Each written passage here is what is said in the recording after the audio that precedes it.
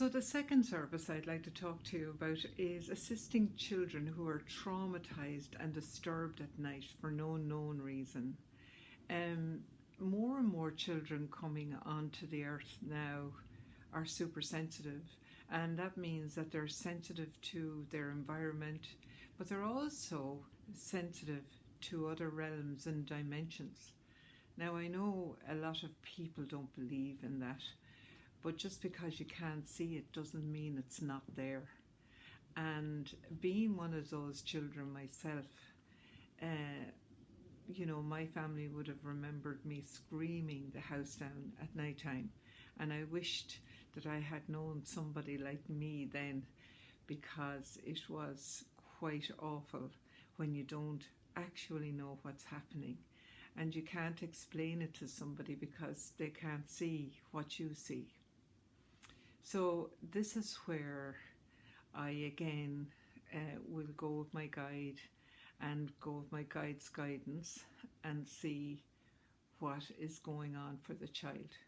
Now, if it's psychological and it has nothing to do with the spirit realm or the other dimensions or whatever, I will just tell you that, because there is no point.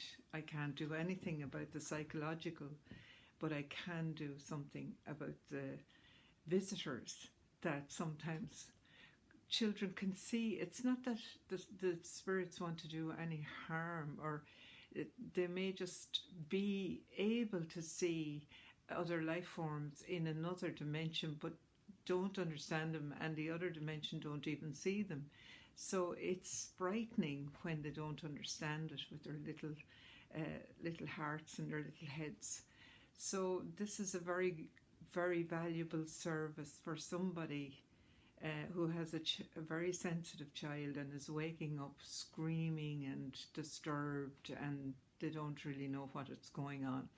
And can I just say, from owning a health food store for over 30 years now, that a lot of those children, a lot of sensitive children, have allergies, food allergies and dust allergies and all sorts of things. So it's not just a matter, it might, it can be a combination.